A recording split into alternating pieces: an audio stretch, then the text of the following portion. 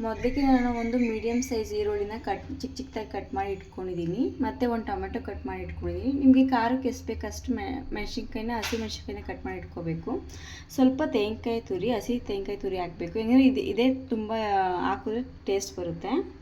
ಮತ್ತು ಸ್ವಲ್ಪ ಸಾಸಿವೆ ಮತ್ತು ಕರಿಬೇವು.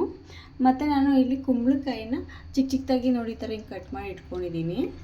ಮತ್ತು ಇದಕ್ಕೆ ನಾನು ಮನೆಯಲ್ಲಿ ಹಸಿ ತೊಗರಿಕಾಳಿತ್ತು, ಅದಕ್ಕೆ ಸ್ವಲ್ಪ ಹಾಕ್ತಿದ್ದೀನಿ. ನೀವು ಬೇಡ ಅಂತಂದರೆ ಸ್ಕಿಪ್ ಮಾಡ್ಬೋದು. ಇದ್ರ ಜೊತೆಗೆ ಕಡಲೆಬೇಳೆ ಹಾಕ್ಕೋಬೇಕು. ನೋಡಿ, ಮೊದಲಿಗೆ ಸ್ಟವ್ ಹಚ್ಚಿ ಒಂದು ಬಾಣಲಿ ಇಟ್ಕೊಂಡಿದ್ದೀನಿ. ಇದಕ್ಕೆ ಒಂದು 3-4 ಸ್ಪೂನಷ್ಟು ಎಣ್ಣೆ ಹಾಕ್ಕೊತಾ ಇದ್ದೀನಿ.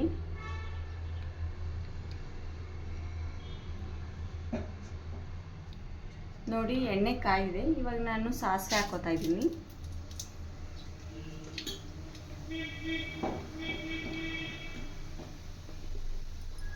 ಸಾಸಿವೆ ಸಿಡಿದ ಮೇಲೆ ಈರುಳ್ಳಿ ಹಾಕ್ಕೊತಾ ಇದ್ದೀನಿ. ಕಟ್ ಮಾಡಿದ ಈರುಳ್ಳಿ ಹಾಕ್ತಾ ಇದ್ದೀನಿ.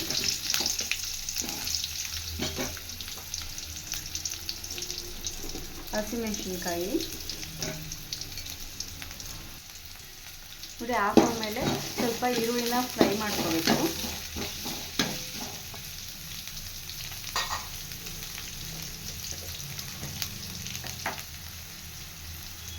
ನೋಡಿ, ಈರುಳ್ಳಿ ಸ್ವಲ್ಪ ಫ್ರೈ ಆಗಿದೆ. ಇದಕ್ಕೆ ನಾನು ಅರಿಶಿನ ಹಾಕ್ಕೊತಾ ಇದ್ದೀನಿ. ಮತ್ತು ಕಟ್ ಮಾಡಿ ಇಟ್ಕೊಂಡಿರೋ ಟೊಮೆಟೊ,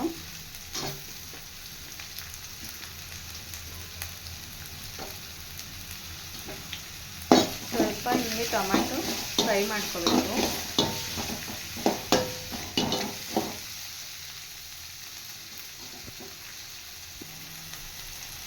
ನೋಡಿ, ಹಿಂಗೆ ಟೊಮೆಟೊ ಮತ್ತು ಈರುಳ್ಳಿ ಎಲ್ಲ ಫ್ರೈ ಮಾಡ್ಕೋಬೇಕು.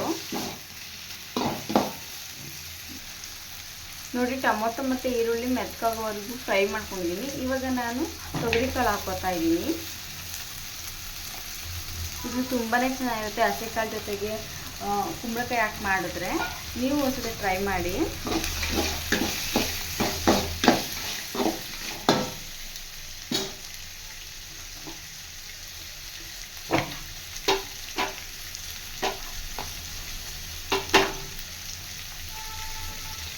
ಇದಕ್ಕೆ ಸ್ವಲ್ಪ ರುಚಿ ತಕ್ಕಷ್ಟು ಉಪ್ಪು ಹಾಕಬೇಕು.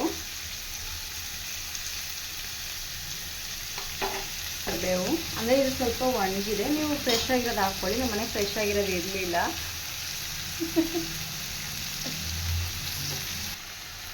ನೋಡಿ, ಇವಾಗ ತೊಗರಿಕಾಳು ಸ್ವಲ್ಪ ಒಗ್ಗರಣೆಗೆ ಬೆಂದಿದೆ. ಒಂದು 1/2% ಬೆಂದಿದೆ.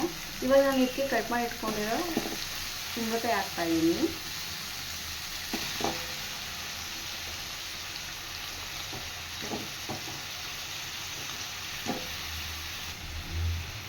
ನೋಡಿ, ಇವಾಗ ಈ ಥರ ಮಿಕ್ಸ್ ಮಾಡ್ಕೊಂಡು ಒಂದು 10 ನಿಮಿಷ ಲೋ ಫ್ಲೇಮಲ್ಲಿ ಬೇಯಿಸ್ಬೇಕು.